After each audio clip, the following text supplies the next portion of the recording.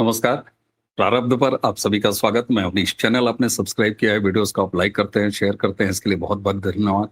Bell icon जरूर दबाइए ताकि किसी भी अपलोड की सूचना सीधे आपको मिले।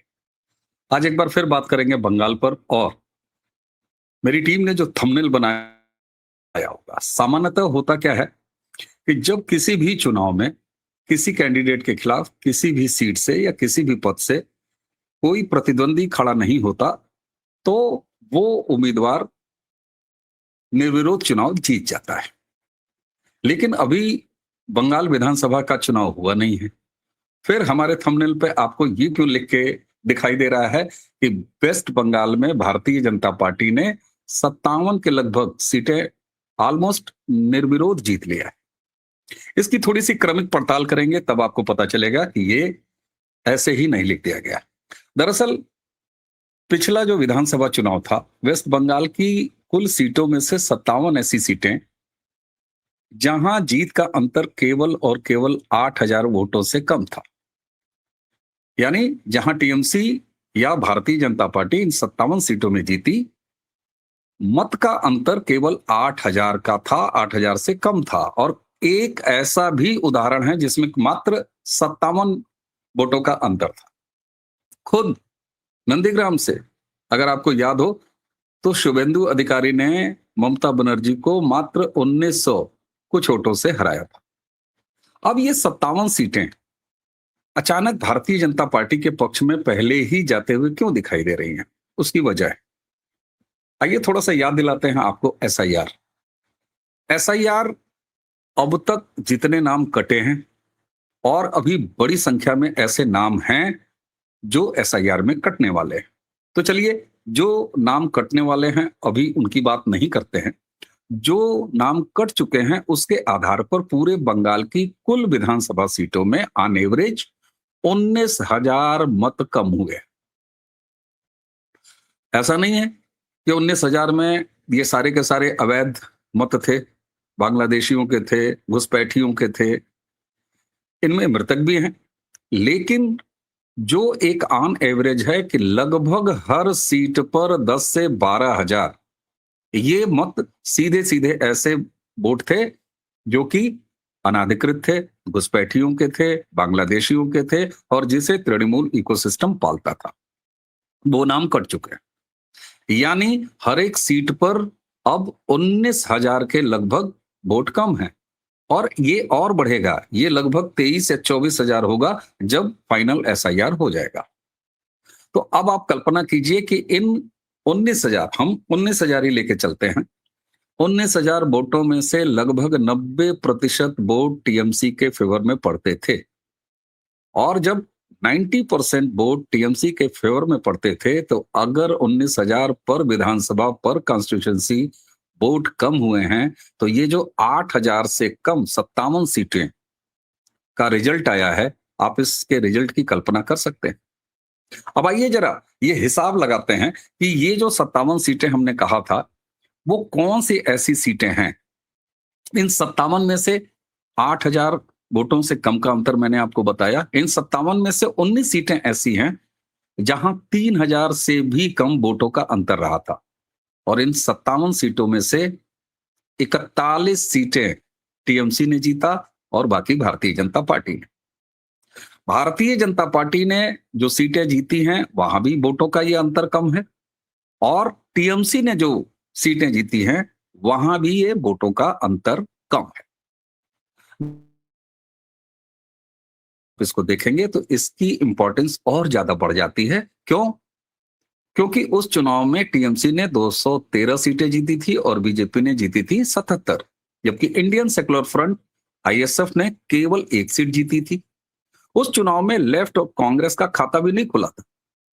लेकिन इस बार स्थिति क्या है? इस बार कांग्रेस अभी तक संकेत दे रही है कि वो अलग लड़ेगी, लेफ्ट संकेत दे रही है अलग लड़ेगी, और उसी के साथ साथ ओवैसी और हुमायूं कबीर, इनका गठबंधन आपके सामने है।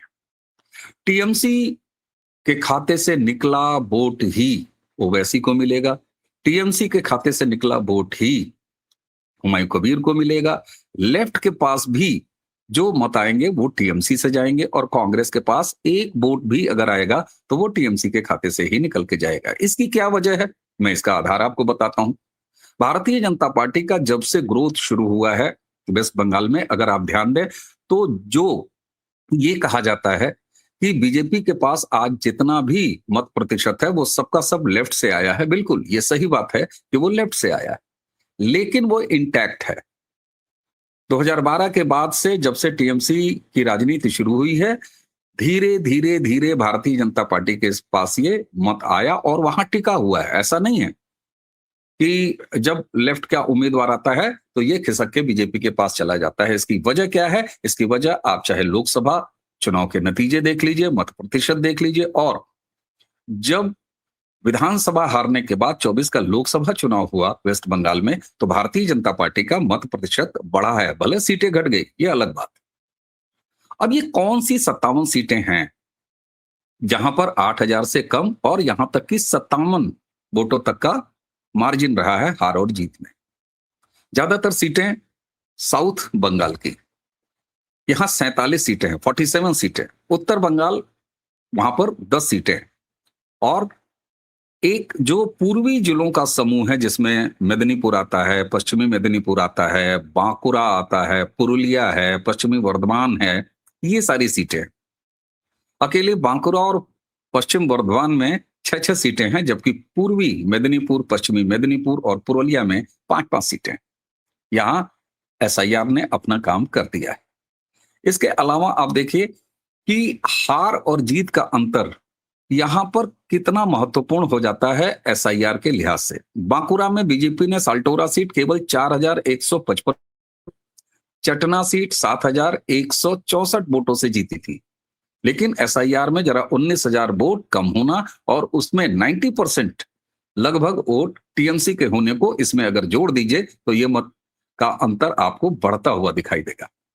जबकि टीएमसी ने यही एक रानी बाग सीट है जिसको 3,939 वोटों से अपने नाम किया था। बांको सीट पर बीजेपी ने जीत दर्ज की थी केवल 1,468 वोटों से। 19,000 वोट जो एसआईआर में कम हुए हैं, 10 से 12,000 इलीगल हैं उसमें से, बाकी मृतक हैं और जो लोग वहां से पलायन कर चुके हैं या विस्थापित हो चुके हैं वो हैं।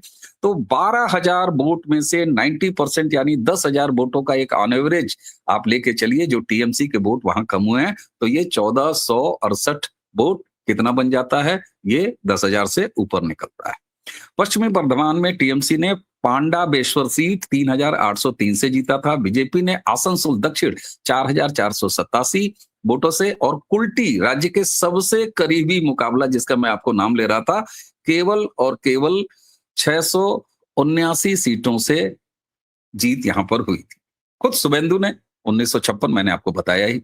लेकिन अब अगर देखिएगा तो बीरभूम जिला ले लीजिए, सिउरी टीएमसी ने 7,320 वोटों से हासिल किया था, जबकि कांग्रेस को 8,000 से ज्यादा वोट मिले थे। इस बार कांग्रेस अलग लड़ रही है एक, और उसी के साथ वो ओवैसी हैं और हुमायूं कबीर है। सवाल ये है कि इस बार स्थिति क्या है, जब मैं पिछले विधानसभा का आंकड़ा आपको दे रहा हूं। 2026 का चुनाव ये साफ बताता है कि इस बार जो 10% टीएमसी और भाजपा के बीच में मतों के प्रतिशत का अंतर है, उसमें लगभग 7% का अंतर अकेले एसआईआर ने पाट दिया है। अब बचता है केवल 3 से 4% वोट, जिसको कि बीजेपी और टीएमसी के बीच में अंतर रहता है, और जिसको बीजेपी को अगर जीतना है, सरकार वहां बनानी है, ममता बनर्जी को अगर हटाना है, तो ये अंतर बीजेपी को पाटना हो। मैं आपके सामने रखता हूं और उसकी डिटेल भी अभी आपको दूंगा अगले कुछ मिनटों में। ओवैसी और हुमायूं कबीर, मैं कहता हूं कि जहां सीमांचल है, जहां इनकी अधिकता है, जहां मजहबी वोट है, वहां अगर 4-5% का एवरेज वोट शेयर पूरे वेस्ट बंगाल में निकल के आता है, मैं ये मानता हूं कि जहां इनकी बहुलता नहीं है वहां हुमायूं कबीर को वोट नहीं मिलने, वहां पर ओवैसी को वोट नहीं मिलने। लेकिन जहां पर इनका सघन मामला है, वहां जो इनको वोट मिलेगा वो टीएमसी का वोट ही निकल के जाएगा। और अगर पूरे वेस्ट बंगाल में ओवैसी और हुमायूं कबीर के गठबंधन ने 3% मत भी हासिल कर लिया, तो 7%, 10% में पहले ही कम हो चुका है। एसआईआर के चलते 3% ये आया। इस बार लेफ्ट बड़े अच्छे तरीके से चुनाव लड़ रही है और एंटी इनकम्बेंसी वो महत्वपूर्ण फैक्टर है जो टीएमसी के ही वोट कम करेगा, क्योंकि एंटी एम्बेंसी वहां ना बीजेपी के खिलाफ हो सकती है, न वहां लेफ्ट के खिलाफ हो सकती है, न हुमायूं कबीर और ओवैसी के खिलाफ हो सकती है, और न ही कांग्रेस के खिलाफ हो सकती है। तो यहां पर आज की डेट की अगर बात करें तो टीएमसी और भारतीय जनता पार्टी ये दोनों उस 10% के अंतर को पाट चुके हैं और बराबर खड़े हैं। रही 19,000 एसआईआर से कम हुई पर सीट, जिसमें से 10 से 12,000 अवैध वोटर्स, जो इलीगल वोटर थे, जो इलीगल माइग्रेंट्स थे, जो टीएमसी का वोट बैंक था, वो सफाया हो चुका है। तो अब आप साफ अंतर लगा सकते हैं कि पूरे वेस्ट बंगाल के विधानसभाओं की क्या स्थिति है, और इसका आकलन खुद टीएमसी के नेता दे रहे हैं। टीएमसी के नेता ये कहते हुए नजर आ रहे हैं वेस्ट बंगाल में कि स्थिति की गंभीरता को हम समझ रहे हैं। टीएमसी के एक सीनियर लीडर ने मुझसे अनऑफिशियली बात हुई और उन्होंने कहा कि साहब ये जो 57 सीटें, मैं इस कॉन्सेप्ट को लेकर उनसे बात कर रहा था। वो एक विधानसभा के इंचार्ज हैं, सीनियर लीडर हैं, टिकट नहीं मिला है हालांकि इस बार उनको।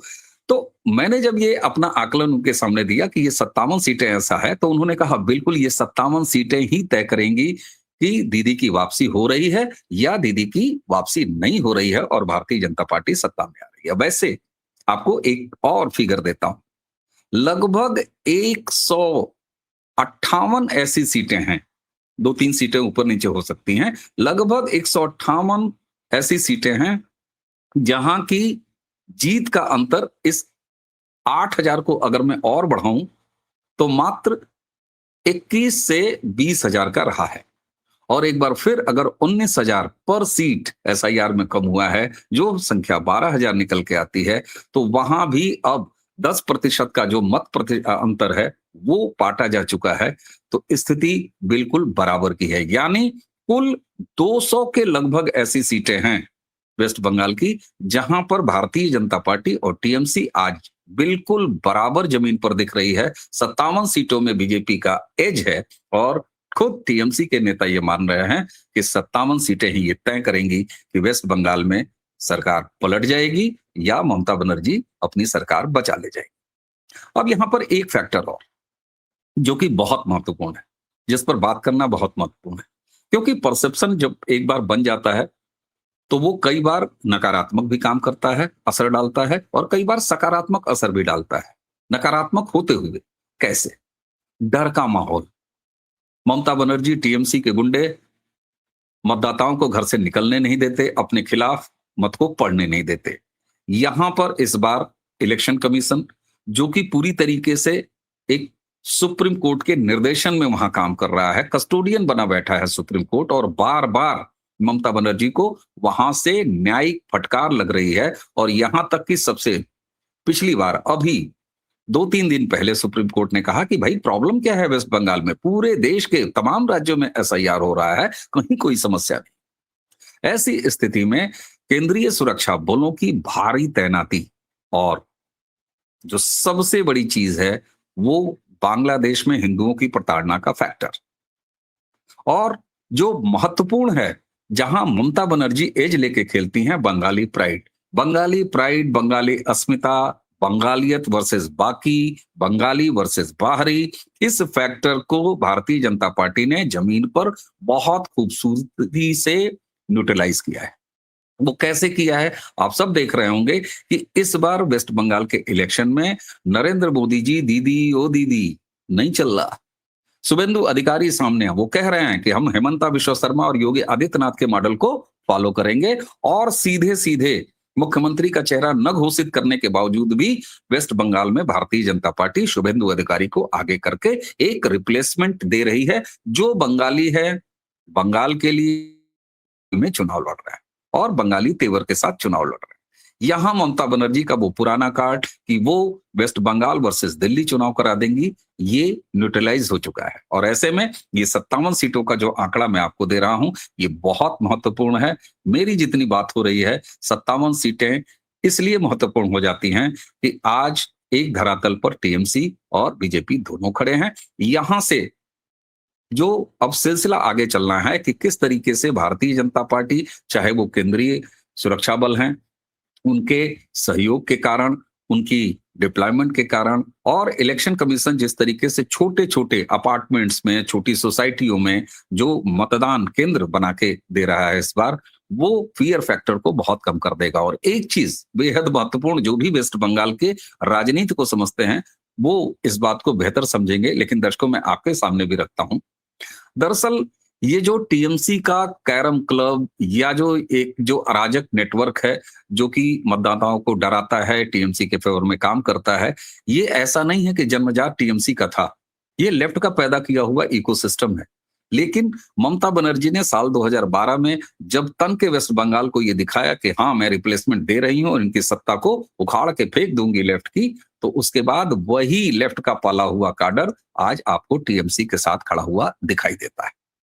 जैसे ही इस काडर को ये लगता है कि कौन सरकार में आ रहा है, ये उसका काडर हो सकता है, हो जाता है और भारतीय जनता पार्टी इस बार शुभेंदु अधिकारी और लोकल बंगाल के नेताओं के जरिए ये रिप्लेसमेंट दे रही है। इसी के साथ-साथ एक फिगर और बड़ा इंटरेस्टिंग है और वो फिगर है पश्चिम बंगाल के सबसे बड़ा जिला जो उत्तर और दक्षिण 24 परगना है। वो यहाँ की चुनावी जो सियासत है वो जातीय और धार्मिक ये समीकरणों पे टिकी हुई है और यहाँ ओवैसी और हुमायूं कबीर बहुत महत्वपूर्ण नजर आने वाले हैं। क्यों? क्योंकि मुस्लिम बहुल सीटें हैं यहाँ की सारी, बांग्लादेश से नजदीक हैं और इसलिए इन जिले की 64 विधानसभा, आप सोचें, ये दो ऐसे जिले उत्तर और दक्षिण 24 परगना जिसमें 64 विधानसभा सीटें आती हैं, जहां मुस्लिम बहुलता है, जो बांग्लादेश के करीब हैं। यहां एसआईआर एक बहुत बड़ा फैक्टर है। कारण ये कि यहां से एसआईआर में सबसे ज्यादा नाम कटे हैं। कारण आप वही समझ रहे हैं जो मैं पिछले इतनी देर से बता रहा हूं। तो ये है वो फैक्टर जिसकी चर्चा आपको वेस्ट बंगाल के चुनाव के लिहाज से कहीं सुनाई नहीं देगी, कहीं होते हुए दिखाई नहीं देगी। इसलिए मैं बंगाल के बारे में आपको इसी तरह की महत्वपूर्ण चुनावी सूचना देते रहूंगा। बंगाल की समस्याओं के बारे में भी हम लगातार बात करते रहेंगे। अगर आपको लगता हो कि ये वीडियो आपको आपकी बात कहता हुआ दिखाई दे रहा है, सुनाई दे रहा है, तो इसे शेयर ज़रूर कीजिएगा, आगे ज़रूर बढ़ाइएगा। चैनल को जिस तरीके से आप आशीर्वाद दे रहे हैं सब्सक्राइब करके, इसके लिए आपको बहुत-बहुत धन्यवाद। नहीं किया है तो अब कर लीजिए। बेल आइकन ज़रूर दबाइए, वीडियोज़ को लाइक करते रहिए और इसी के साथ आज की ये चर्चा अब यहाँ समाप्त करेंगे। मुझे यानी अमीश को आज्ञा दीजिए। नमस्कार, प्रणाम, जय जय श्री